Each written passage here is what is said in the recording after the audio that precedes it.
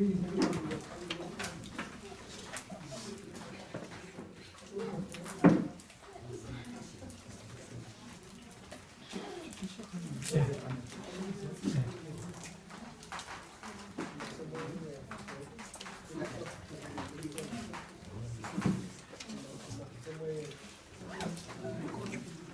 as David.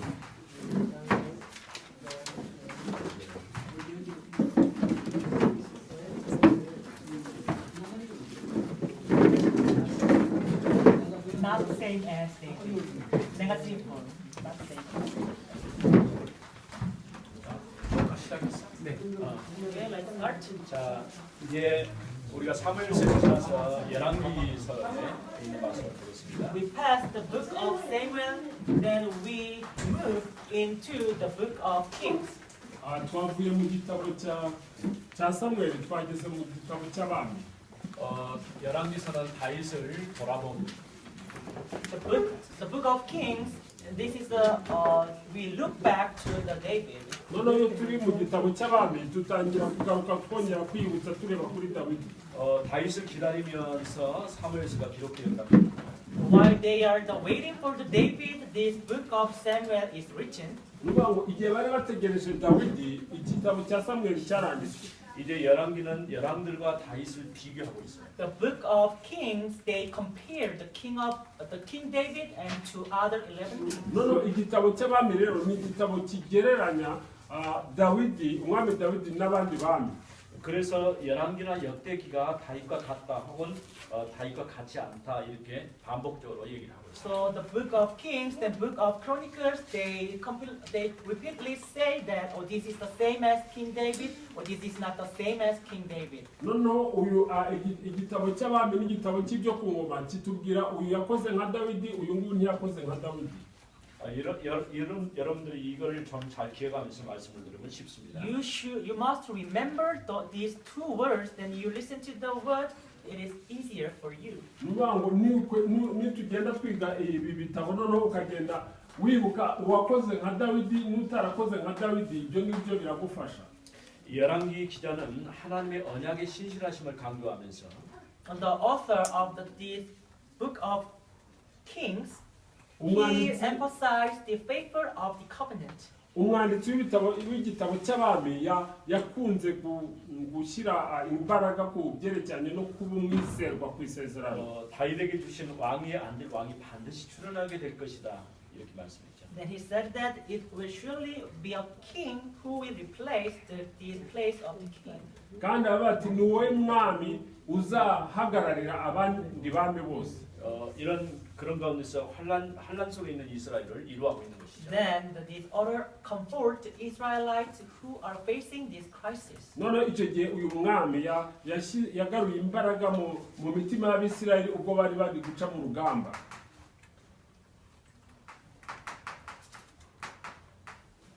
열왕기하 25장 27절 30절 말씀. 2 Kings chapter 25 verse 27 to 30. noneho abami ba kabiri igice cya 25 umurongo wa 27 kugeza kwa 30. 다윗 왕도를 계속 기대하면서 열왕기는 유다 왕 여호야긴의 소식을 전하면서 마무리를 하고 있어요. And this is the actual end point of the book of Kings, end of Kings. nuvuga ngo icyo ni ahatwereka iherezo ry'igitabo cy'abami. 유다 왕 여호야긴을 옥에서 내어놓아 그 머리를 들게 하고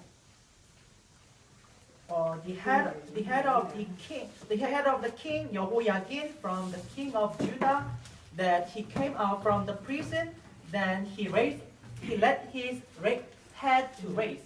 그 mwaka wa 57 Yehoyakimu umwami w'abayuda ari mu bunyage mu kwezi kwa 10. 그의 지위를 높이고 그의 일평생에 항상 왕 앞에서 양식을 먹게 했죠. Then he spoke kindly to him and gave him a seat above the seat of the kings who were with him in Babylon. icyo gihe rero ubwami bwabwo buhabwa undi kandi bari mu bunyage i Babuloni. And every day of his life he dined regularly at the king's table. kandi buri munsi yakomezaga gukora ibyo umwami agomba gukora ku meza y'umwami.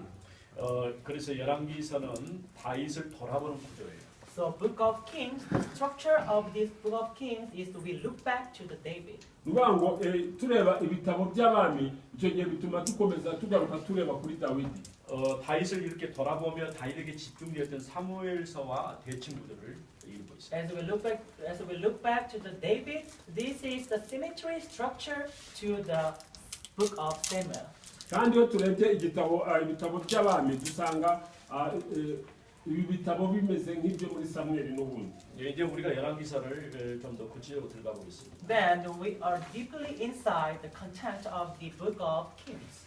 kandi icyo gihe turakomeza kureba ibyo igitabo cy'abami kitubwira. 다윗의 뒤를 이어서 솔로몬이 왕이 되죠. Solomon became king, followed David. umwami salomo Solomon and Solomon. yabaye umwami akurikira dawidi. 열왕기상 1장 5절 말씀은 학기스의 아들 아도니아가 스스로 높여서 왕이 된 거예요. As we look at the first King, chapter 1, verse 5. iyo turebye abami ba mbere igice cya mbere umurongo wa 5. Now the Adoniah, the son of Haggith, exhorted himself, saying, I will be king. noneho icyo gihe umuhungu hanyuma adoniya mwene hagiti arikuza ati nzaba umwami. 이미 이때는 다윗이 늙어서 병들어 병석에 눕게 되어 있었죠. Because in this time David already getting old, then he lay down his bed. ahangaha rero iki gihe umwami dawidi yarashaje yiryamiye ku buriri. 그러나 다윗은 솔로몬의 어머니 바세바의 요구와 나단 선지자의 말을 듣고 솔로몬을 자신의 보좌에 앉히죠. But David listened to the word from his wife Bathsheba. Then he made his son Solomon as a king. ariko icyo gihe Betsheba umudamu wa dawidi aza kumwibira iryo banga ry'uyu washaka kwiyimika. noneho rero aza guhita yihutira gushyiraho umwami. 그리고 다윗이 이제 솔로몬에게 유언을 하는데 열왕기상 2장 3절 말씀 읽어보세요. As we look at the first King chapter 2 verse 3, please read. noneho igice cya kabiri umurongo wa 3 haratubwira ngo ujye wumvira ibyo Uwiteka Imana yawe yakwihanangirije niko kugendera mu nzira zayo ukitondera amategeko yayo n'ibyo yategetse n'amateka n'ibyo yahamije nk'uko byanditswe mu mategeko ya Mose kugira ngo ubashishwe ibyo uzakora byose aho uzagana hose. 하나님의 명령을 지키고 법률과 계명과 율례와 증거할 모세의 율법에 기록된 대로 지키라 이렇게 말하죠. This is what he said is written in chapter 4. kandi chapter 3. ibyo byanditswe mu gice cya 3. 그러면서 또 하나 2장 1절에서 9절 말씀 사이에 보면요. As we look at the first King chapter 2 verse 1 to 9. nk'uko tubona mu gitabo cy'abami ba mbere igice cya kabiri umurongo wa 1 kugeza ku wa 9. 이와 동시에 요압과 시므이를 처벌하고 길르앗 바실레의 아들들에게는 은총을 베풀라고 했습니다. At the same time, they killed Joab and the Simui, but they give the grace to the Gilead Basile's son. kandi icyo gihe bamaze kwica uwo mwana wari utangiye kwishyira hejuru noneho icyo gihe bahita bakuza salomo. 여러분들이 성경을 읽었으면 내가 더 설명이 필요 없겠는데. As you look, if you read the Bible, I don't need to explain anymore. ni ukuvuga ngo icyo gihe iyo usomye bibiliya mukayisoma mukayumva nta nubwo umuntu yasobanura byinshi cyane. 요압은 사실상 다윗을 도와서 이제 왕국을 세웠던 군대 장군이죠. Actually, the Joab is the general, one of the general who helped David to establish the temple. yowabu niwe mujenerali wafashije dawidi kubaka kugira ngo bagire icyo gikorwa cyo kubaka urusengero. 요압을 왜 죽이라고 했을까요? So why did command to kill the Joab? kubera iki yatanze itegeko ryo kwica yowabu? 사울 왕의 신복이었던 그 장군을 죽였어요. Because the Joab killed one of the soldiers under the King Saul. ni ukubera ko yowabu hari umusirikare yishe wakoranaga n'ubuyobozi bw'umwami sawuli. 다분히 개인적인 어떤 감정에 의해서 죽인 것이죠. But this is the personal emotion from the David, so he killed his Joab. nuvuga ngo ibyo byo kugira ngo Yowabu yishwe rero nuvuga ngo ni kamere yari ni uburyo ki emotion yari iri muri Dawidi kugira ngo uriya musirikare 실제로 다윗은 왕이었어도 요압의 힘이 세기 때문에 살아 있을 때는 제거할 수가 없었죠.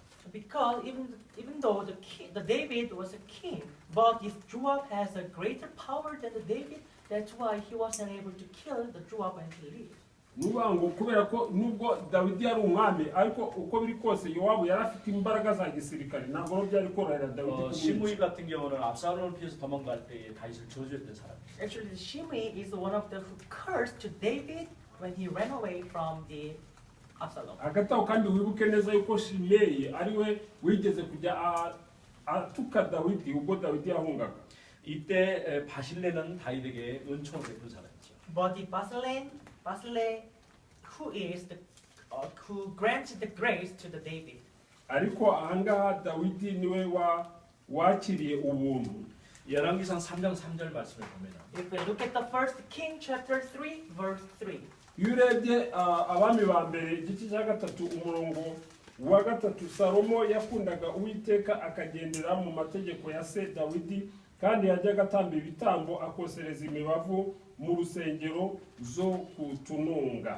이 솔로몬은 아버지 유언을 잘 받들어 가지고 하나님께 1,000번들을 드렸죠. If Solomon followed what David said to him, then he has the 1,000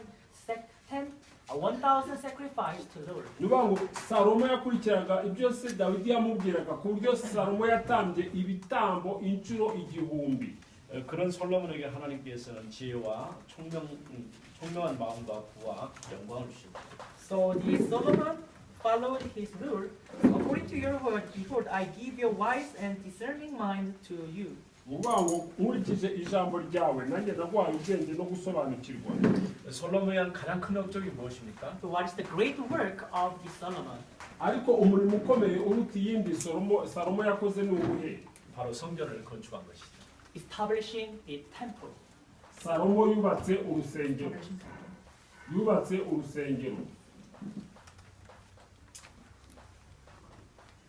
아마 솔로몬의 이런 행적이나 이런 것에 대해서 내가 설명하지 않아도 여러분 잘 알거든요.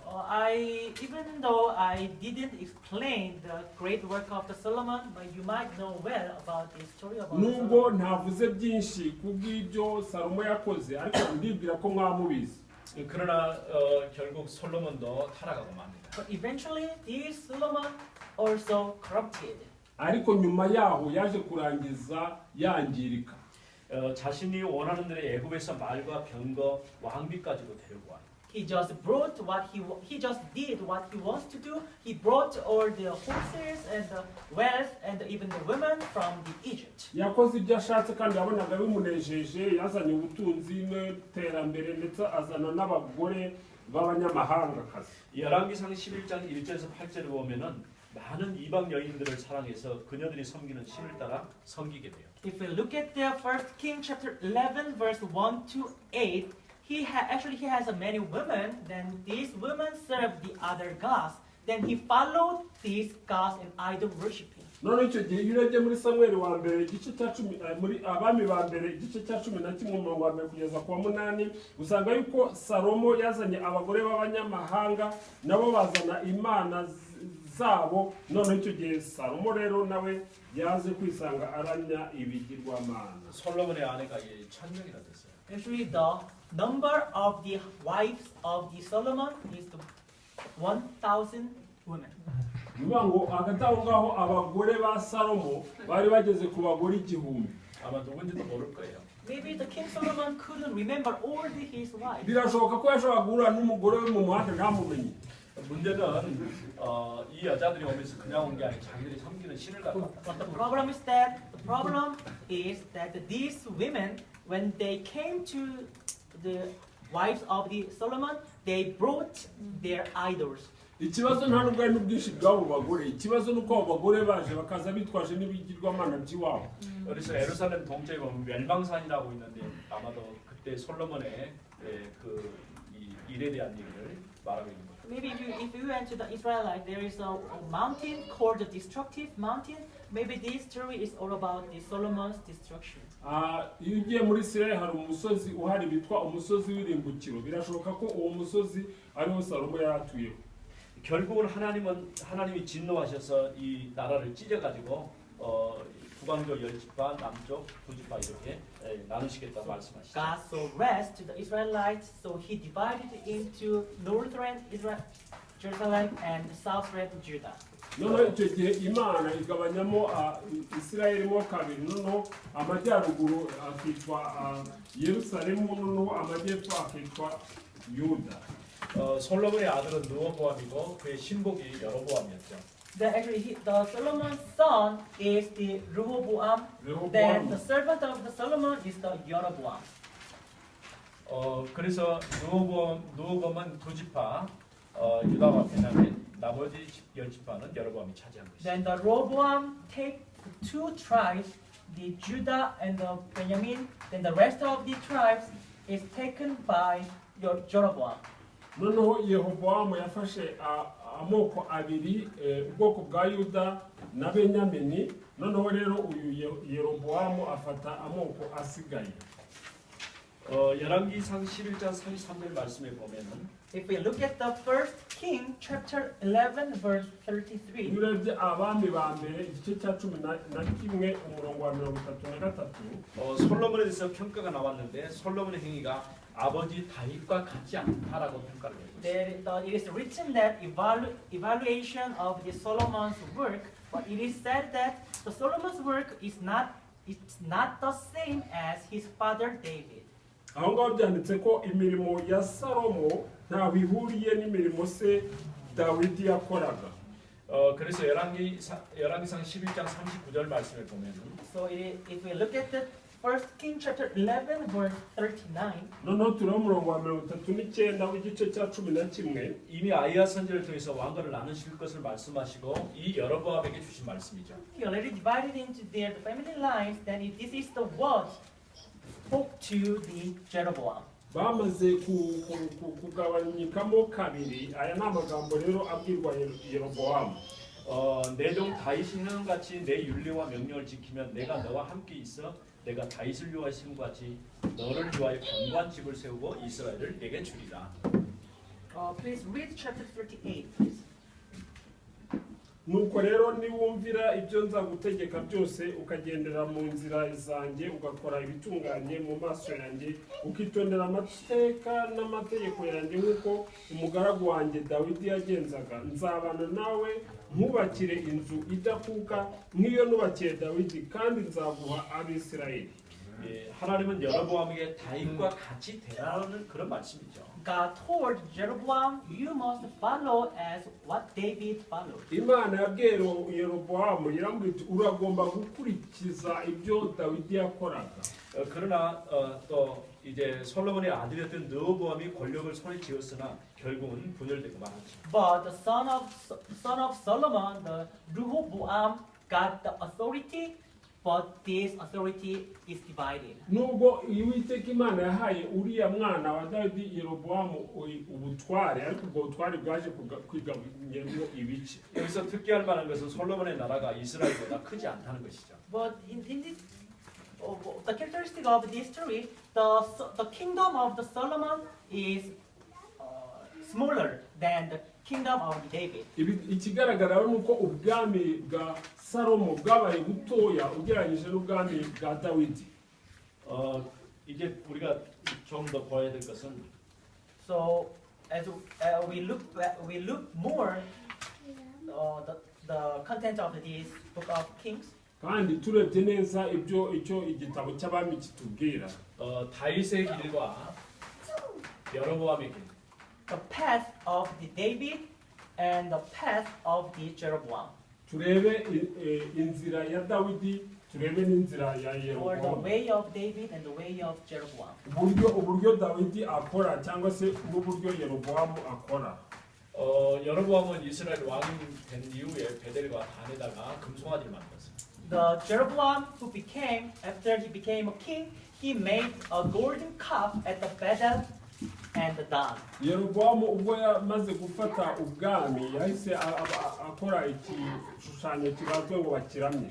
이렇게 금송아지를 만들어 놓고 하나님이라고 선포하고 그것에 경배하도록 그렇게 조치를 했습니다. Then this Jeroboam make a golden calf on that place. Then let people serve this golden calf. noneho icyo gihe bakoze igishushanyo no kugira ngo abantu babashe kugisenga. 그 결과 이스라엘 모든 왕은 여로보암의 길을 따라가게 된 것입니다. As a result of this, all the rest of the king of Israel they follow the way of Jeroboam. icyo gihe rero abantu bose bari basigaye bakurikiye inzira uyu mwami Yerobowamu yari yakoze. 북왕조의 왕이 19명 나왔는데 BC 722년에 결국 망해버렸죠. So BC 27, the 19th king came from this kingdom, but they all perished. noneho icyo gihe cy'abami mu mwaka mbere ya Yesu mwaka w'ibihumbi 2727 ni ukuvuga ngo abami bose bagendaga bagomera Uwiteka barapfuye. 하나님은 여로보암처럼 금송아지를 섬기는 이스라엘을 아수르의 포로로 잡혀가도록. So God allowed the Israelites who served who idol worship as these two golden calf. God allowed them to brought captivity to the Assyria. Imana rero yemeye ko aba bantu ko basengaga ibigirwamana yemeye ko bajya mu bunyagano bajya Assyria. 역시 이제 유다 역시 제약에 자유롭지 못했어요. So even the tribes of the Jews, they are not set free from this committed sin. kandi icyo gihe n'ubwoko bw'abayuda nabwo babarirwaho iki cyaha bakoze. 열왕기상 14장 24절에 느보암 시대를 평가하는 바가 있습니다. So if we see the first King chapter 14 verse 24, iyo urebye abami ba mbere igice cya 14 umurongo wa 24 it is written that the evaluation of the age of the Rehoboam. aho ngaho handitse turahasoma umurongo wa 24 kandi muri icyo gihugu hariho abatinganyi bakoraga ibizira byose by'abanyamahanga Uwiteka yirukanye imbere y'Abisirayeli. 예, 이스라엘이 가증하게 여호와 보시기에 악한 일을 행했다 이렇게 얘기를 하고 있죠. It is said that chapter 14 verse 24. kandi aho mu murongo wa 24 w'igice cya 14 하나님을 떠난 유다를 마땅히 멸망시키게 했지만 하나님은 다윗을 위하여 15장 4절. Chapter 15 verse 4. 이기ce cya 15 umurongo wa 4 Actually, they are supposed to be they are supposed to be perished by God, but because of the David, abangaba bagombaga kurimburwa n'Uwiteka Imana ariko kubera Dawidi 다윗을 위하여 그 진노를 유다에게 모두 쏟지 않으셨어요. because for the sake of the David, God didn't grant his rest to his people. kubera Dawidi Imana yarigaruye ivana uburakari ku bantu bayo. 그 가운데에서 몇몇 다윗과 같이 개혁적 왕들이 나와서 통치하기도 했었죠. But among them, it's like the king who is like David. They did good as King David did. ariko hagati aho ngaho hari umwami wagerageje gukora nk'ibyo Dawidi yakoze. 결론적으로 말하면 여로보암의 길을 따라가는 왕들은 저주를 받았고. As a conclusion, the king who followed the way of Jeroboam, they all perished. 다윗의 길을 mbese abami bose bagendeye mu nzira ya Yerobowamu bose bararimbutse. 다윗의 길을 따른 열왕은 복을 받고 살았다는 것이 열왕기의 핵심입니다. But the 10 kings who follow the ways of the David, they will be blessed and they will prosper. ariko abami bakurikiye inzira ya Dawidi bose babonye umugisha kandi This is the baratunganiwe. core content of the book of Kings. mbese igitabo cy'abami kitwereka aho abakurikiye inzira ya Dawidi babonye umugisha ndetse baratunganirwa, abagendeye mu nzira itari ya Dawidi bararimbutse. 열왕기에서 다윗과 같은 혹은 다윗보다 더 좋은 왕 예수 그리스도를 다윗이 안도록 하여 주셨습니다. But in the book of Kings, Jesus Christ, who is better than the king of David, God allowed this Jesus Christ on that place. kandi Imana yemeye yuko Yesu aza ari Kristo akaba umwami ndetse mwiza kurusha uko Dawidi yari ameze. 땅 끝에 있는 모든 그를 통해서 땅 끝에 있는 모든 족속부터 복을 받도록 하시고. So from him, all the people, even the end of the earth, they will be all blessed. nuvuga ngo kubera Yesu Kristo yaje ari umwami abantu bo mu mahanga yose yo ku isi bazahabwa umugisha. 이제 세 번째로 우리가 엘리야와 엘리사 선지자의 활동을 보겠습니다. Then third, we are going to see the prophet Elijah and Elisha. noneho tugiye kureba abahanuzi Eliya na Elisa. 우리가 성경을 자칫 잘 보면 인물이 너무 튀어나오는 경우가 더 있어요. Sometimes when we read the Bible, there's some people where the mankind showed up. kandi iyo tusoma Bibiliya hari abantu amazina y'abantu tugenda tubona. 아까 내가 얘기한 것처럼 성경은 스토리가 아니고 내러티브라는 말을 했어요. As I said earlier, the Bible is not a storytelling, but this is the narrative form. nuko nababwiye rero mu kanya ntabwo Bibiliya ari amateka yo kwandika ahubwo ni amagambo yabwirwaga ava kuri umwe ajya ku wundi. 이렇게 성경의 바탕에 깔려 있는 이런 의미들을 우리가 놓쳐버린다면은 사실은 중요한 걸 잃어버린 것이죠. If we miss the true meaning point of in the Bible, we lose hold of the core content of this Bible. niyo mpamvu mubwira yuko nidusoma Bibiliya ntitubashe gufata icyo Bibiliya ishaka kutubwira bizatuma n'icyo yatubwira cyose tutacyumva. 모든 성경의 말씀은 한 방향을 향해서 계속 지금 달려가고 있는 거예요. All the content of this Bible is heading to just one point. nukuvuga ko icyo Bibiliya itubwira kigenda cyerekeza ahantu One hamwe, direction. icyerekezo kimwe. 이렇게 이제 새로운 왕가를 세우려는 하나님의 계획에 동참한 사람이 바로 엘리야와 엘리사입니다. Then the people who have the participating in the plan of God make a new kingship, who is the Elijah and Elisha. noneho abantu bagenderaga mu mugambi w'Imana kandi bari maso barebye Imana ishaka noneho baza gushyiramo indi gahunda nshyashya kandi nzima abo ni Eliya na Elisa. 이게 첫 시간에 내가 얘기했던 그리스도를 중심으로 해서 제사장, 왕, 선지자 이제 마지막 그룹이 선지자가 등장합니다. As I gave the very first message, centered on the Christ, it is divided into prophet, priest, and king. Then now we are reaching the prophet. nkuko nababwiye ngo ubu butumwa buragenda burenga ku murimo wa Kristo ariwo abahanuzi, abatambyi n'abami. noneho rero ubu tugiye kuvuga ku byerekeranye n'abahanuzi. 성경에서 이제 하나의 집이 만들어지는 것이죠. In the Bible, there is inside the Bible, the one house is being built. nuvuga ngo muri Bibiliya hari inzu yubakitse. 열왕들의 이야기를 다루는데 열왕기에는 엘리야와 엘리사에 대한 이야기가 굉장히 길어요. But this is the old content of the 10 kings, but the content of the Elijah and Elisha are longer than other contents. nuvuga ngo nubwo twari turi kuvuga ku byerekeranye n'abami ariko amateka cyangwa ibyanditswe kuri Eliya na Elisa ni birebire ugereranyije n'ibyavuzwe ku bandi. 그러면서 상세하게 이렇게 묘사되어 있어요. That it describes as very detailed. kandi birasobanuka neza. 열왕기 전체가 47장인데 17장부터 열왕기가 13장까지 무려 20장이 기록되어 있어요. Actually, the book of Kings composed of the 47 chapters. ubundi igitabo cy'abami gifite ibice 47. But from the first King chapter 17 to second King chapter 13. ariko kuva ku murongo wa 10 igice cya 17. From the first King chapter 17 to second Kings chapter 13, it composed of 20 chapters. Is story about Elijah and Elisha. noneho kugera ku gitabo cy'abami ba kabiri igice cya 13 batubwira amateka ya Eliya na Elisa. 불순종하던 열왕 시대의 특징은 그들의 왕조가 망하리라고 선포하는 선자들이 등장하기 시작합니다. The characteristic of this disobedience, this 10 kings line, they didn't obey to God's word.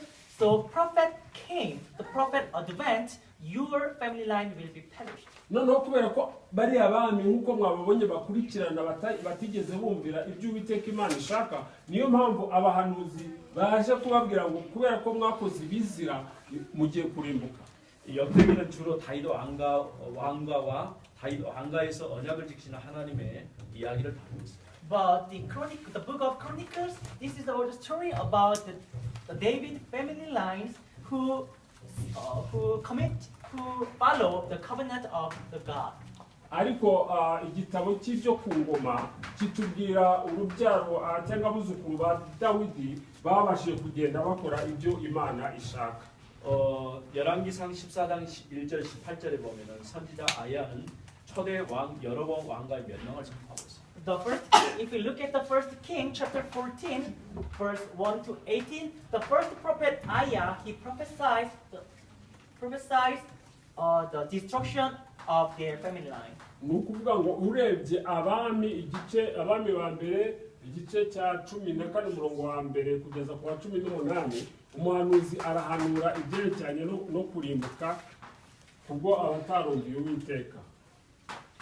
열왕기상 16장 7절에 보면 선지자 예후는 여로보암의 아들을 죽이고 왕이 된 바하사에게 하나님의 꾸짖음을 전해요. The second King chapter 16 verse 7, the prophet Yehu killed the son of Jeroboam.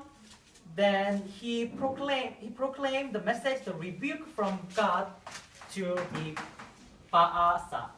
noneho Yehu rero niwe wavuze ubutumwa bwerekeranye nuko abo ku mwami Asa bagombaga kurimbuka. 열왕기상 21장 19절은 선지자 엘리야는 아합의 죽음을 예언해요. Then the book of First King chapter 21 verse 19. noneho icyo gihe abami ba mbere umurongo igice cya 21 umurongo wa 19. 여러분이 아합이 무슨 짓을 한지 알죠? Elijah prophesied the death of the king Ahab. noneho icyo gihe Eliya niwe wahanuye ibyerekeranye n'urupfu rw'umwami Ahabu. 아합이 선지자들을 다 죽여버렸어요. Then you guys know what King Ahab did. This King Ahab killed all the prophets. kandi murabizi neza mwese yuko uyu mwami Ahabu amaze kuvuga ubuhanuzi yahise yicisha abahanuzi bose. 이세벨이라는 여자의 말을. Because this King Ahab listened to the word from the woman who called it Jezebel. ni ukubera ko uyu mwami Ahabu yumviye inama y'umusekreteri we Yezebeli ari we mudamu we. 그래서 그때에 살아남은 선지자는 이제 엘리야와 엘리사 또 100명씩 오시면서 숨겨놓은 그 선지자가 살아납니다. So those who survived on that death, the prophets, with Elijah and Elisha, they lived their life together. nuvuga ngo ababashije gucika iryo cumu rya Ahabu na Yezebeli babashije kuba hamwe barimo Eliya na Elisa. 결국은 아합과 이세벨은 비참하게 죽습니다. But eventually, for the king Ahab and Jezebel, they died miserably. hagati aho ngaho mubyibuke neza yuko urupfu rwa Ahabu ndetse na Yezebeli ruteye agahinda. 열왕기하 9장 6절 10절 말씀에 보면 If we look at the second King, chapter 9, verse 6 to 10, iyo urebye abami ba kabiri igice cya 9 umurongo wa 6 kugeza ku wa 10. 선지자 엘리사는 기름을 부어서 예후를 왕으로 삼아요. the prophet Elijah anointed Ehud make a king. noneho icyo gihe usanga umuhanuzi Eliya yarasize amavuta umwami Yehu akaba umwami. 왕이 된 에후는 바알 제사장들을 진멸하고 그 공로로 하나님께 인정받아서 왕위가 4대를 약속을 받았다. Then this king Ehud killed all the prophets of the king of Baal. Then the God admit him. Then this Ehud received the promise from God for the fourth generation of the kingship. kubera ko uyu mugabo Yehu rero yabashije kwica ibigirwamana akabivana mu nzira, niyo mpamvu Imana aramunezerewe imwemera kugira ngo arobanurwe abe umwami kubera ibikorwa byiza. 우리가 지금 이 내용을 상당히 방대한 내용인데 자세하게는 볼 수가 없어요. This is a so broad content of this story, but we can't look but in detail. nuvuga ngo aya ni amateka maremare ntabwo twareba yose, turagenda tureba mu ngingo z'ingenzi. 이렇듯 선지자들의 주 활동은 왕조를 세우고 무너뜨리는 왕조에 관계된 예언이 많았어요. So main work of those prophets, they prophesied these, established the family lines of the kingship, then the destroy of this family line kingship. nuvuga ngo aba bahanuzi rero nk'uko mubibona baje bavuye mu gisekuru cy'abami, noneho Imana iza kubakoresha nk'abahanuzi. 이렇게 하나님을 떠난 이스라엘을 향해서 하나님께 돌아오라는 그런 애침의 메시지를 선지자들이 한 것이죠. So the prophet, they proclaimed the message that the Israelites who apart from God, but these prophets keep on giving the message that go back to the God.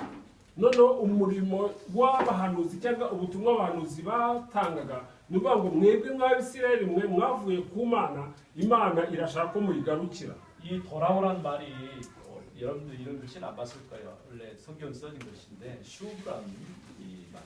Actually, the come back to God. This is the shub. This is maybe you might see the first time to see this character, but that means the shub.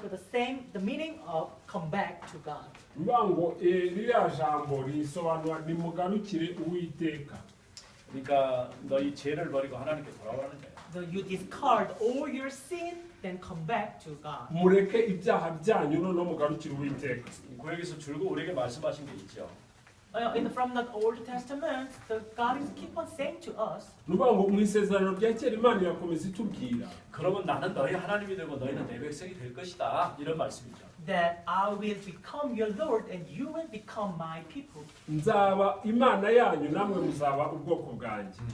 다윗의 행위를 본받는 왕을 구하려는 하나님의 뜻은 북이스라엘 안에서는 불가능했어요.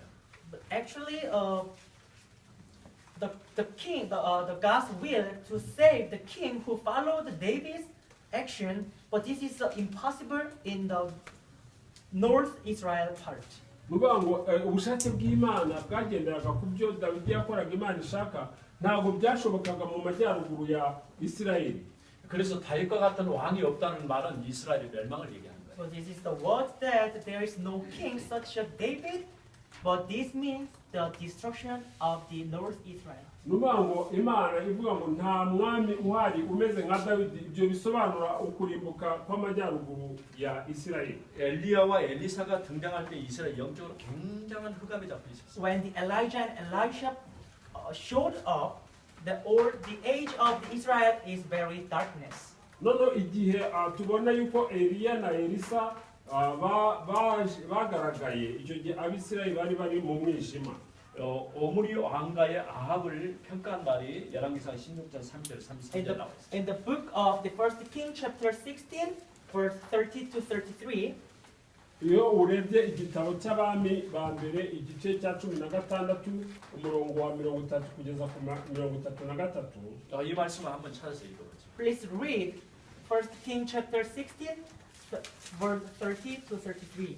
noneho dusoma umurongo wa 30 kugeza ku 33 abami ba mbere igice cya 16. ariko ahabu mwene omuri akora ibyangwa n'Uwiteka kurusha abamubanjirije bose, nuko bimubereye bito kugendera mu byaha bya Yerobowamu mwene Nebati, ariyongeranya arongora Yezebeli umukobwa wa Etibari umwami w'Abasidoni, aragenda akorera Bali, arayiramya, yubakira Bali icyotero mu nzu ya Bali yari yubatse i Samariya, kandi yiremera Ashera, ndetse Ahabu arusha abandi bami b'Abisirayeli bamubanjirije bose kurakaza Uwiteka Imana ya Isirayeli.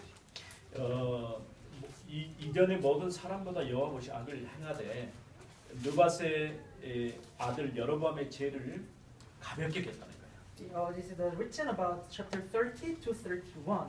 kandi twabibonye mu murongo wa mu gice cya 33 그리고 시돈 사람 왕 바할의 딸 이세벨을 아내로 삼은 것이죠. Then he made the Jezebel as his wife. kandi icyo gihe yarongoye Yezebeli amugira umugore we. 바알을 섬기고 예배하고 이전에 이스라엘 모든 왕보다 심히 이스라엘 하나님 여호와를 노하게 했다. Then they served the Baal. Then they worshipped the Baal. kandi bakoreye imana zitwa Bali, izindi zitwa Ashera. Then Ahab did more to provoke the Lord, the God of Israel, to anger than all the kings of Israel. Ahabu yakoze byarakaje Uwiteka kuko yakoze ibizira byinshi. 이때 사무엘을 통해 사울의 왕직을 다윗에게 주신 것처럼 북이스라엘을 다른 사람에게 주시기 위해 엘리야를 세운 것이죠. So as Lord, through the Samuel, he anointed David, King David. He anointed David as a king. Like this, God used Elijah to use the people to anoint the other people from the North Israel. kandi ni ukuvuga ngo nk'uko Samweli siza amavuta arobanura Dawidi ngo azaba umwami niko n'Imana yakoresheje Eliya muri uwo muhango wo kusiga abami kandi Imana imukoresha mu majyaruguru ya Isirayeli. 열왕기상 17장 1절에 보면 이스라엘 흉년을 예언했고요. As we look at the 1 King chapter 17 verse 1, it is the prophecy that the Israelites wrote. Nono icyo gihe abami ba mbere igice cya 17 umurongo wa mbere ni ubuhanuzi bwerekeranye n'Abisirayeli ngo buke Eliya w'itishubi umwe mu basuhuke b'i Galeyadi asanga Ahabu aramubwira ati ndahiye Uwiteka Imana ya Isirayeli ihoraho iyo nkorera iteka yuko nta kime cyangwa imvura kizagwa muri iyi myaka keretse aho nzabitegekera. 열왕기상 21장 24절에 나봇의 토지를 속여 차지한 아합의 죽음을 선포했고요. As we look at the 1 King chapter 21 verse 24, this is the prophecy about the death of the Ahab. noneho hariya rero naho turabona ubuhanuzi bwerekeranye n'urupfu rwa Ahabu. 열왕기하 1장 1절에 보면 에브론이신 바알세불에게 자신의 병을 물었던 아하시아에게 죽음을 선포하는 내용이 나와 있습니다. Then 2 King chapter 1 verse 1, noneho abami ba kabiri igice cya mbere umurongo wa mbere this is the prophecy also the king's death. noneho icyo gihe nabwo n'ubuhanuzi gutanga k'umwana. 엘리사는 아람 왕 하사엘에게 기름을 써 왕을 세우고 Elijah anointed Ahaziel as a king. Ahaziel as a king. nuvuga ngo Eliya yarobanuye cyangwa asize amavuta Elijah anointed Hazael to be a king. Elisa niwe warobanuye Hasayeli kugira ngo abe umwami. 또 에후에게 기름을 부어서 이스라엘 왕을 세우고 Then also to the anointed Ehud to become a king of Israel. kandi niwe warobanuye Yehu amusiga amavuta kugira ngo abe umwami muri Isirayeli. 기름 부음을 받은 에후는 하나님 말씀을 떠났던 이스라엘 요람을 살해하고 The Ehud who was anointed by Elisha to kill the people who apart from the noneho God. icyo gihe Elisa yarobanuye Yehu kugira ngo yice abantu bose bagenda bakora ibyo Imana idashaka. 네 번째는 엘리사 이후의 왕들. Then number 4, the kings after age of the Elisha. noneho rero nimero ya kane tugiye kureba abami babaye inyuma ya Eliya. The kings after Elisha. abami barobanuwe na Elisa. 엘리야와 엘리사는 하나님의 뜻을 거역한 이스라엘 왕가를 새로 세워서 이스라엘을 하나님께로 돌이키려고 했어요. Elijah and Elisha, they want to build a new Israel family line to make people to back to the God. Eliya na Elisa rero mu gihe cyabo bakoreye Imana bashakaga ko abantu bagarukira Uwiteka bagakora ibyo Imana ishaka. 엘리사가 기름 부어 세웠던 에후가 결국 또 타락해서 그 결과 다가온 이스라엘 왕조와 민족의 멸망을 예시하는 그런 전주곡.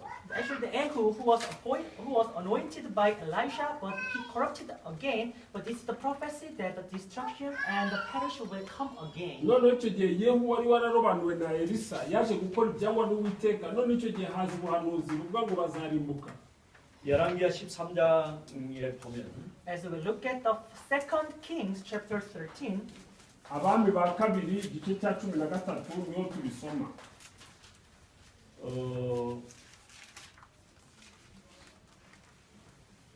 엘리야가 이제 성천하간 이후에 after Elijah's ascending, nyuma y'uko Eliya amurwa 그리고 엘리사의 죽음이 있은 후에 after death of the Elisha, nyuma y'urupfu rwa Elisa 열왕기하 17장에 가면은 이스라엘 왕가 역사는 급격하게 퇴락하게 돼요. that if we go to the 2 Kings chapter 17, the history of this Israelite kingship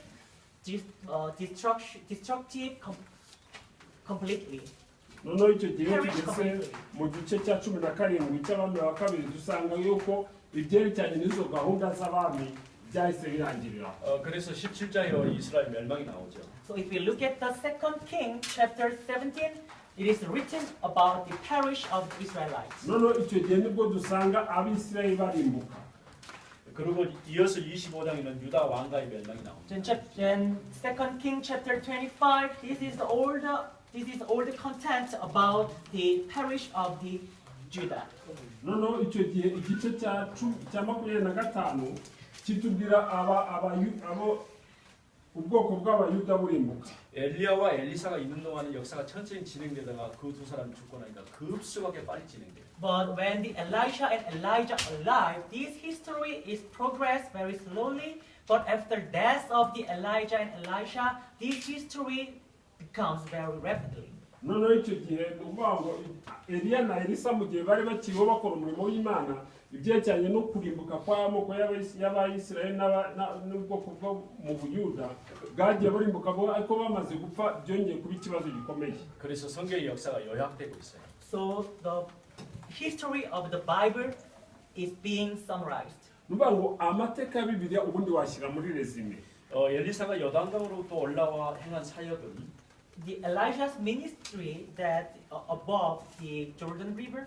Ni ukuvuga ngo umurimo wa Eliya yawukoreraga mu majyaruguru y'umugezi Yorodani. 예수님께서 요단강에서 세례요한에게 세례를 받고 요단강 또 올라와서 행한 구속의 사역의 어떤 그림자와 같다. Actually, this ministry is the shadow of the Jesus was baptizing from the John the Baptist in the Jordan River. Actually, this is the shadow of this incident. Ni ukuvuga ngo muri icyo gikorwa Eliya yakoreraga mu majyaruguru y'umugezi wa Yorodani. Noneho n'uburyo ki Yohana Umubatiza yabatije Yesu mu mugezi wa Yorodani bishatse kwerekana ko ibyo byari igicucu cyerekana ibizaza kuba igihe Yesu azaba ari ku isi. 엘리야의 병거탄 승천은 예수님이 구름 타고 승천하신 그런 모습을 생각할 수 있죠. Actually, we can think the Elijah's ascendance into heaven is the same that Jesus Christ ascended to the heaven.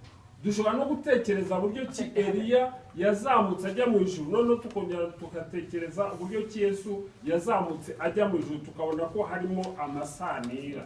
이렇게 성경은 이제 많은 부분에서 구약에서 그리스도를 나타내는 그림이 나타나 있습니다. So there are many pictures that in this Old Testament, the old content show the Jesus Christ. Hari ibyabaye mu isezerano rya kera rero bigenda byerekana uburyo ki Yesu nawe yagombaga kuza ku isi kandi n'ibyo yagombaga kunyuramo n'ibyo byagombaga kumubaho. 사사기부터 열왕기까지 이 역사를 두 눈을 가지고 볼 수 있습니다. We can see the history from the Judges to the Book of Kings. We can see those histories in two perspective eyes. Dushobora kubona amateka ari hagati y'abacamanza tukabona n'abami, noneho From the Judge to Kings. noneho tukayagabanyamo tukabona mu buryo bubiri. 그 사사기의 사사들과 이스라엘과 유다의 열왕들은 다윗과 같지도 또 그 길을 걷지도 않았습니다. The older judges in the judges and the kings in the Book of Kings, they are all they are not following the David and they are not like King David. noneho abami bose bo mu bitabo by'abacamanza ntabwo bigeze bakora nk'ibyo Dawidi yakoze. 사사기의 마지막 사사인 삼손의 두 눈이 뽑힌 아픔을 겪었죠. Because the last judge in the Book of Judges, the Samson, he poured out two eyes. Ni ukubera ko Samusoni ari we mucamanza wa nyuma mu bacamanza bamunogoyemo amaso. 사사기 16장 21절.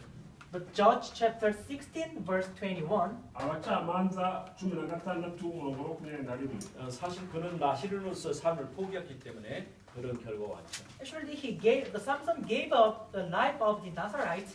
The miserable result have no choice but to come to Samson.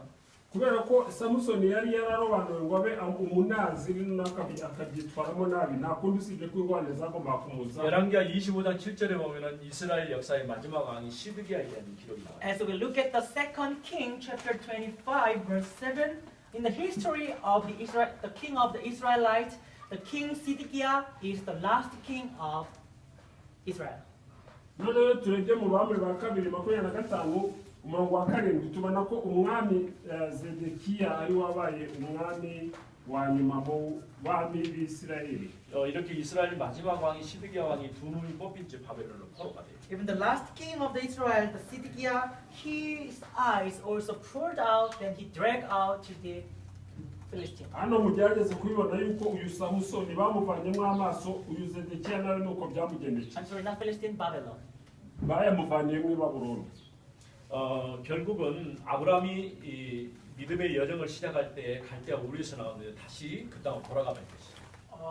In the same story, the Abraham coming out from the Ur, in the Chaldea, but they came back to the Ur in Chaldea. noneho nk'uko amateka tubwira aburahamu yahamagawe wave muri uriya bakarudaya nyamara agenda azenguruka arongera ashaka gusubira n'ubundi muri uriya bakarudaya. 우리가 이미 봤던 이사야 3장 8절 말씀에 근거해서 As well, this is the basic of ground that the Isaiah chapter 3 verse 8. ibi ngibi mbese twabibona neza mu gitabo cya Yesaya igice cya 3 umurongo wa 8. 이들 두 사사와 왕이 동일한 형벌을 받은 것은 여호와의 말씀을 어김으로 Because those two people, the Samson and the Zedekiah, the two people, because they got the punishment from God because they are not following the word of God. kubera ko abagabo babiri Samusoni na Zedekiya banogoyemo amaso kubera ko batakurikizaga ibyo Imana bashakaho.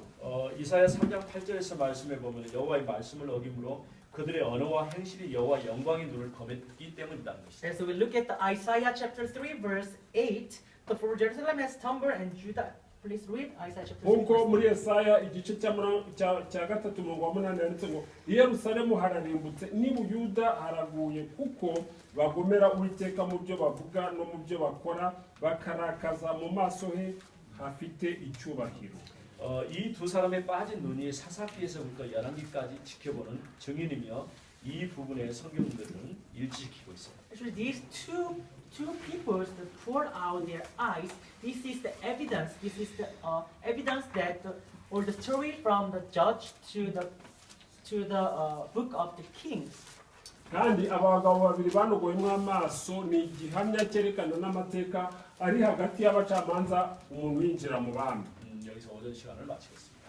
Okay, today from here we finished our morning class. kandi hano turangirije amasomo ya mu gitondo.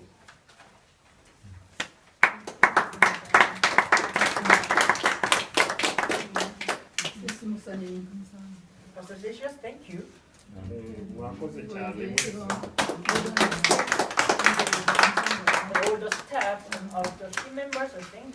n'abari abafasha amafoto nabo bakoze n'abasemuye. And we glory to God who gives our strength. kandi rero turashima Imana iduha imbaraga. Especially for you. mbese ni ku bwanyu ibi byose biraba ku bwanyu. You who are inside God's absolute plan. ni ku bwanyu muri mu mugambi ntakuka w'Imana. Don't think this is the hard or the difficult. numutekereze ko aya masomo akomeye cyane ari amatari.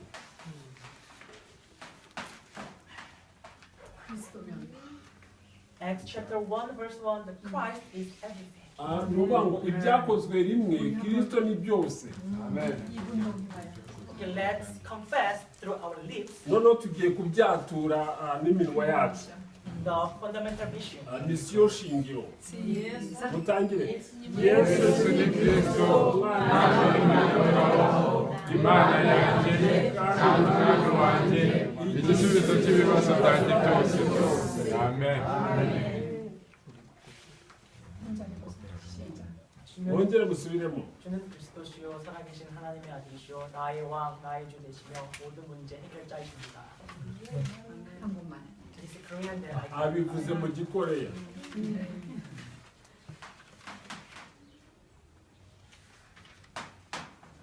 The Act chapter 1 verse 3. noneho ibyakozwe rimwe umurongo wa 3. 그때까지 기다려라.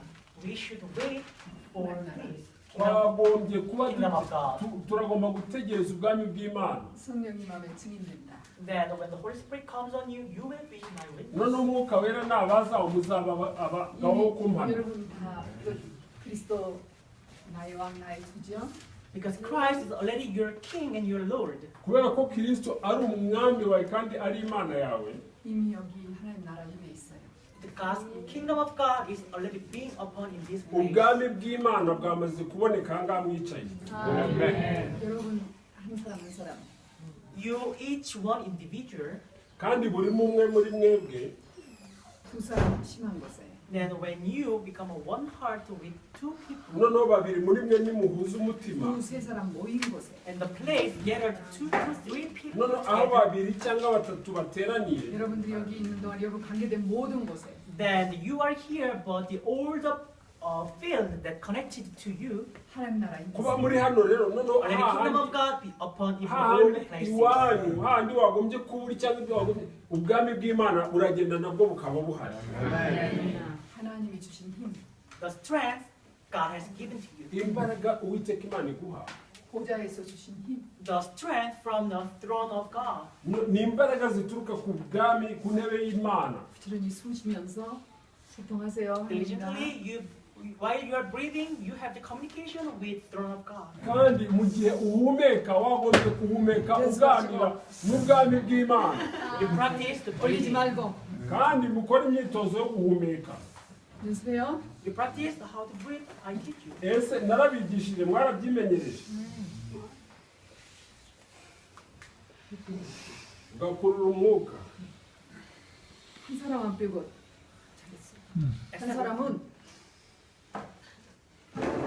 except what individual is doing. 도레미파솔라시도 umva twumvikane nuwinjiza mu mwuka ntukazamura inyugu cyangwa uzamura nukwinjiza umwuka nta ngingo z'umubiri zinyeganyeje 그냥 murabona uko bigenza mwinjiza none uwo mwuka uramanuka ukagera hano hepfo y'umukondo In your stomach. none ugakurura Do not none move your ni nka shoulder. baro uri gupomba 내쉬고 Then inhale and exhale. none icyo gihe ugasohora umwuka 숨 빼고 Then, 빼고 시작. then do not put your hand on the nose, but just none breathe. mwe gushyira intoki ku mazuru ahubwo mugiye kwinjiza umwuka kandi mwinjize ugera ahangaha 성령으로 충만케 해주옵소서. Fill us with your Holy Spirit. none icyo gihe winjiza umwuka usenga imana gukuzuza umwuka wera 이루어지게 해주옵소서. 하나님 나라가 임하게 하옵소서. This time, mobilize your angel of the Lord, then your icyo gihe iyo bavugiyemo umwuka hano muri gusenga imana ngo yohereze abamarayika bayo Then while you exhale your breath, all the forces of darkness will be none coming igihe down. usohora umwuka hanze uba uri kumenagura imbaraga z'umwijima 시간 기력으로 충만케 해주옵소서. Inhale again the fill us with your none Holy Spirit, ukongera and may ukinjiza you, umwuka muri wowe usaba kugira ngo wuzuze umwuka wera 임하게 하소서. then may you mobilize the 아니하는 angel of the Lord. none igihe umwuka wawuhagarikiye mu nda ugasenga kugira ngo imana yohereze abamarayika kandi ahantu turi ubwami bw'imana bubashe kuba ndetse wasohora umwuka ukamenagura imbaraga z'umwijima 하나님과 부지런히 통하시고 Diligently, you have communication with kubw'ibyo God. rero uba uri kuganira n'uwiteka imana 1시 반에 하겠습니다. We gathered here again at 1:30. 네. noneho turongera duhure hano saa 7 n'igice 이 시간에 여러분 약간 그 졸기도 할 텐데요. Maybe in this time you might have the sleepy or the slumbering. cyangwa se muri kano kanya k'akaruhuko wenda waba ugiye gusinzira cyangwa se ukaba 드시고 But you must stick to the 24 hours. wanaryama cyangwa wabyuka wari kwibagirwa amasaha 24 남성 3인조가 몇 년 선교사가 Then the remnant missionary or the 3 Korean guy. noneho hari abasore batatu baturutse muri koreya 포럼조 5조를 순방할 겁니다. We will go visit the 5 forum team. noneho icyo gihe tugiye kugabana ya matsinda atanu twakoze noneho bariya bamisiyoneri barajya batembera mu matsinda barebe uko biri kugenda 여러분 그 전도 수첩 사문을 전도자의 삶 평생 기도 제목 그거 확인하고 같이 포럼할 거예요. So they are going to check the lifelong prayer topics and 3 days and evangelism notes. Then we will have the forum together. noneho icyo gihe baragenda baraza kureba ibintu bitatu bya buri munsi barareba bya bindi babahaye kwandika noneho nyuma yaho turi buhure dukore foramu turi kumwe 여러분 개인에 대한 전도 일지가 전부 가지기라고 했습니다. Then actually I gave the mission to the random missionary who have the each individual prayer note. kandi nabahaye inshingano nabahaye imisiyo kugira ngo bahure na buri wese babone ibyifuzo 이 bye 모든 것은 다 MP3 파일로 해가지고 지금 전달되고 있고요. All the messages actually making on the MP3 file then delivered to the people. kandi rero ubu butumwa bujye muri Then they are listening. you must keep on 자면서 listening mujye to this mukomeza message. While you're mubwumve sleeping, you listen to such nuryama ujye ubushyira mu gutwi 24 hours. amasaha 24 하나님 주실 거예요. God will give you strength. imana izaguha imbaraga. 그리고 지금 이 자리에 사정상 못 온 친구들이 있습니다. Then there are some remnants who are supposed to come here, but because of their private reason, they can't come here. hari abajene babiri bagomba kuza muri ishuri ariko kubera ibibazo cyangwa se gahunda zabo ntabwo baragera ahangaha. Gonzaga said, okay, I will leave of the essence of the school, but I will come. But I said to him, but you continue to school first. gonzaga yaravuze ati igihe amashuri nigaga ngiye kuyareka nze nigira ijambo ry'imana ariko ndamubwira ngo nasubire mu 이거 ishuri. 들으면서 보고서 내게 But I let you listen to those messages, and you must submit your report. kandi naramubwiye ngo uzajya woherezwa ubutumwa kandi nawe uzajya wohereza Then we raporo will evaluate your task. kandi icyo gihe tuzagenzura uburyo ki ukurikira. 그리고 윤비례가 함께 하려고 했는데 어머니가 많이 아팠어요. And if the remnant Yumbre is supposed to come here, but his mother is very sick. kandi yumvire nawe yagomba kuba ari ahangaha none mama we ararwaye. 어머니 간병하면서 이거 듣게 합니다. So he is taking care of his mother. Then at the same time, he listened to this message, and we kandi give the akomeje kurwaza mama we kandi icyo gihe mukomeze mumuhereze ubutumwa. 한국에서 이제 어학연수로는 마지막 타임이 남았습니다. Actually, remnant Moses and Simon, who are staying in Korea, they just left the last stage of the language course. bivuga ngo Moses na Simon bari muri Korea ubu ngubu bamaze gukora ikizamini cya nyuma kijyanye n'amasomo y'ururimi. 받아왔기 때문에 연장해서 마지막까지 연장했어요. Because they have been receiving the answer continuously, so at the last time we continue to extend their visa. kandi kubera ko bagiye bakomeza kubona ibisubizo Imana yabahaye niyo mpamvu natwe twakomeje kubashakira visa. 모세는 진학을 원하기 때문에 지금 계속 진학할 수 있는 이런 길을 알아보고 있고요. Moses, he would like to go further place to the university, so he's looking for the way to go to the college. noneho Moses rero we arashaka gukomeza kuminuza muri za university arimo arashaka inzira yanyuramo kugira ngo azigeremo. 사이먼은 기도하다가 지금 여러분들하고 똑같이 루안다 RTS 입학시켰습니다. Actually, Simon, I have been praying a lot about him, that I let him join this R Rts like you. ku ruhande rwa Simon rero nakomeje gusenga nibaza ese nawe yaza akicana namwe mukigana ishuri rya theology. 하면서 지금 이제 학교 가는 거 학교에다가 전화했고요.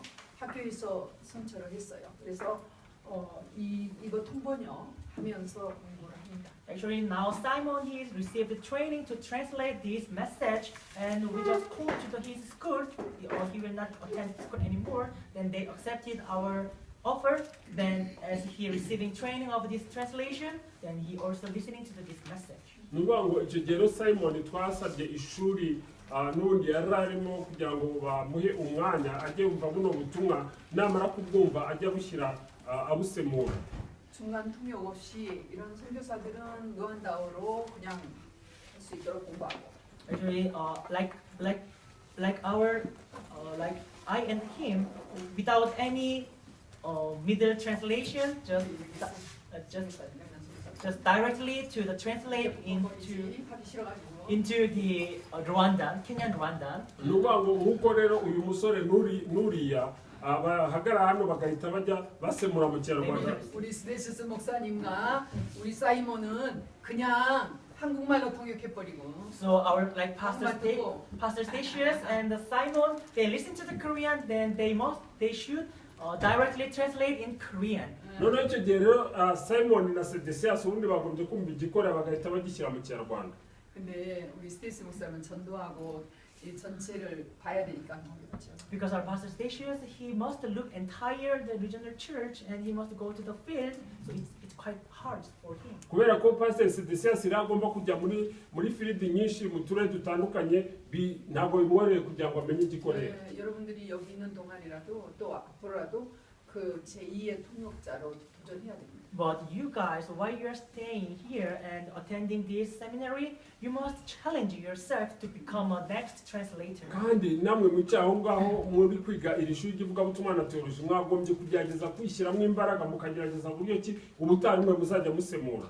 이 중요한 정보를 아프리카 땅에 또 전달해야 되잖아요. Because this is so important message, we must relay this message to entire kubera ko Africa. ubutumwa bwa ngombwa tugomba kububwiriza Afurika yose. 전 세계에 아프리카인들이 있어요. Because all over the world, the African people are scattered. ni kubera ko isi yose ushobora kuhasanga abanyafurika. 여기 중동인데요. 예, 중동. Actually, that part is the Middle East. hariya ni mu bihugu by'abarabu. 여기를 들렸다 이 두바이인데. Actually, that point is the Dubai, the hariya Arab ni Emirates. mu bavuga Dubai mu gihugu 여기다 hariya 여기 hariya. 좀 지교회가 있잖아요. There is a regional church there. hariya tuhafiteyo itorero. 여기 뭐 아프리카 But there are many African people. i Dubai abanyafurika barahari. There are many Asian people 영어 also. 잘 n'abaziya abo muri So aziya barahari. if you can speak, if you are really good at speaking English, there niba are many uvuga doors to open. icyongereza neza hariya hari imiryango 이걸 myinshi. 눈에다 그리고 있어야 돼요. You always draw this picture in your brain. mwagombye gushushanya iki gishushanyo mu bwonko bwanyu. Even you will give many opportunity to go to the Middle East. kandi imana izabaha imiryango myinshi yo kujya mu bihugu by'abarabu. Then above of the Africa, all the European hariya countries. haruguru ya afurika hari ibihugu by'i burayi. 아메리카. Then when we overseas 노스 아메리카, iyo 사우스 tuvuze Atlantic Sea, hejuru the North Africa and South y'inyanja Africa. atlantike no hepfo 이쪽에서 hari afurika y'epfo. 이리 넘어가면 인디아, 그래서 동남아시아, 코리아. This part, the India, iyo tuvuye mu nyanja Southeast y'ubuhindi Asia, noneho then tukajya mu Korea. majyepfo ya aziya tukajya muri koreya. 중국에서 여러분 여기 건설 다 중국 깃발 돼 있더라고 건설하는. As I see all the construction, the Chinese flag are there, hanging on there. nuvuga ngo naje kubona ko ibendera 그 중국이 위에 있고 그 위에 ry'abashinwa 러시아. riri hano mu rwanda kubera Then ko China bubaka is above imihanda. the Korea, then the Russia is above haruguru ya China. koreya hari ubushinwa kandi haruguru y'ubushinwa hari. In your pastor's house, the world map attached in his house. nuvuga ngo mu rugo rwo kwa pasiteri harimo ikarita ya afurika. 그 보고 계속 그림을 그려야 돼. As you keep on seeing that world map, then you must draw the picture. kubw'ibyo rero uko ugenda ureba ikarita y'isi yose ujya ukomeza ugenda ushushanya aho uzajyana ubutumwa bwiza. 왜 여기 케냐에서 루안다로 왔냐? Why from the Kenya to the Rwanda? kubera iki umuntu yava muri kenya akaza mu rwanda? 이 케냐 알류에서 나이지리아에서 오는 거예요. But even in Kenya, Rwanda, from the Nigeria, they attend. kuvuga ngo abantu bavaga muri nigeria bakaza muri kenya. 그 제가 잠비아를 한번 갔다니까요. I just went once in hari Zambia. igihe nagiye muri zambia 이티오피아도 갔어요. Then I also went to the no muri Ethiopia. etiyopiya nagiyeyo. 일국도 갔어요. 이집트도. I also went to Egypt, nagiye no mu misiri. 탄자니아도 갔고. Tanzania. nagiye muri tanzania.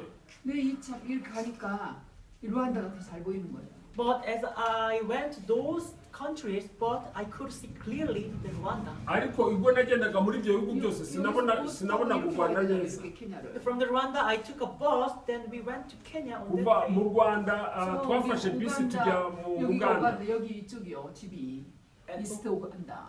Uganda, East Uganda is on that place. 근데 kuvuga ngo 중간 iyo uvuye mu buganda hari 캄파냐까지 iburasirazuba. 갔는데 12시간 걸리더라고. It takes 12 hours. I went to the Kampala. noneho bifata amasaha 12 kugira ngo ugere kampala. That way. 근데 여기서 또 케냐까지 오더라고요. But from the Kampala to Kenya, tekereza kuva i kampala ujya muri kenya. 지금 여기 지금 신학교 하잖아. then now we are having the R Rts in Rwanda. none tekereza dufite ishuri ivugabutumwa na misiyo na teoloji mu rwanda. 콩고부터 있지 수단 가깝지. The Congo is near, Sudan is near, Uganda is near, kongo iri hafi, Tanzania is uburundi near, buri hafi, tanzania iri hafi, sudani iri hafi, 이티오피아 있지. Kenya, Ethiopia is kenya near. iri hafi na sudani na etiyopiya. 가는 길도 더 가깝지. Then 이스 아프리카, closer. 가나, 나이지리아, Ghana, Nigeria, 잠비아, Zambia, 짐바브웨, Zimbabwe, 사우스 afurika and y'epfo. South Africa.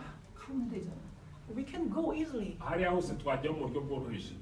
여러분들이 하나님 여기다가 제자를 많이 갖춰놨습니다. Then now God hiding the many disciples here in Rwanda. ni ukuvuga ngo imana yahishe abakozi bayo muri iki gihugu cy'u rwanda. If you're busy and if you have many jobs, maybe you are not supposed to come here. ni ukuvuga ngo uramutse ufite imirimo myinshi birashoboka ko utabona akanya ko kuza 재난지 여기 있는 거 너무 But I'm 감사해요. so thankful from the Moga, from the Kire, the disaster zone, but the disciples now ariko here. ndashima imana nubwo imwoga n'ikirehe habaye amapfa menshi ariko hari abaturutseyo bari hano Because God is hiding those remnants on that reason. kubera ko imana yahishe abaremuneti hariya hantu It is not the problem that I am eating and I eat, ntabwo ari ikibazo cy'uko but I najya want to be nkabaho an evangelist. ariko ndashaka kuba umuvugabutumwa 여러분이 있어서 미래 산다는 거. Because you who made this kind of the resolution, that's why the future will save. niyo mpamvu mwebwe mwafashe iki cyemezo cyo gukurikirana amasomo igihe kiri imbere imana izagira Behold umugisha only the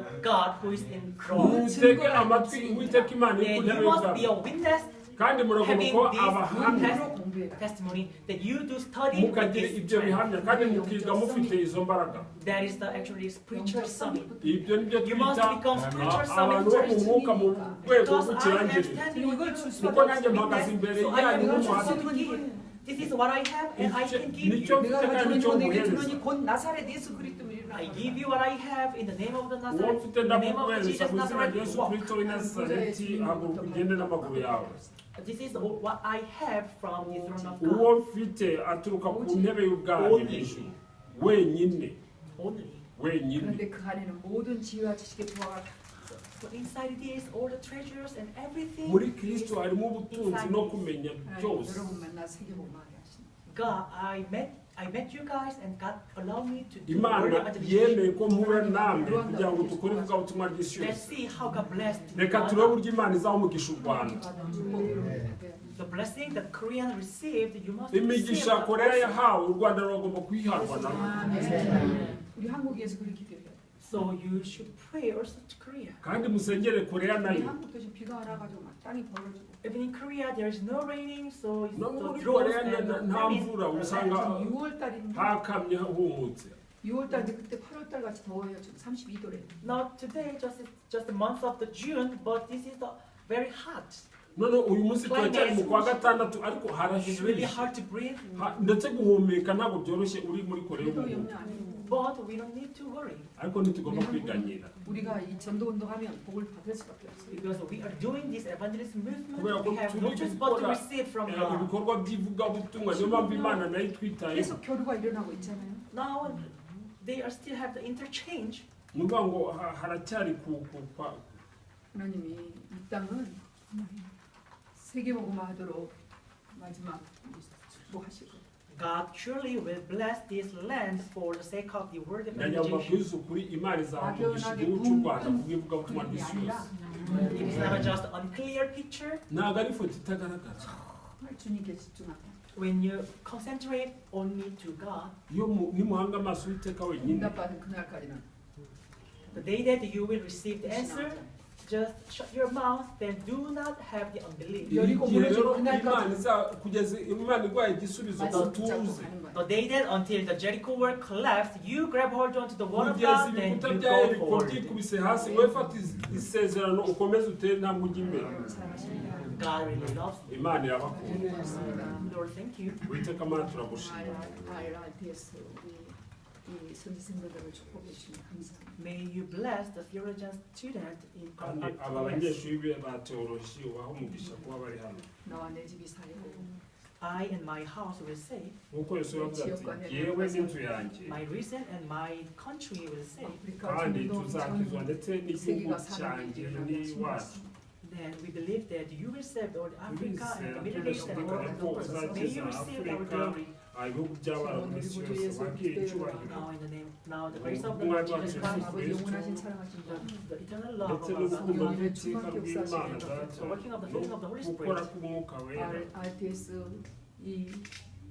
이 흐름 속에 있는 사랑하는 성도님들을 위해 be upon all the hejuru theologians students y'abanyeshuri who is bose now in the b'ivugabutumwa na RTS, teoloji bari hano 저를 관계된 모든 곳에 and all the places who were connected to ndetse them, n'ahantu baturuka hose 있으시고 be both now and forever and ever. wende natwe kandi n'iteka ryose Amen.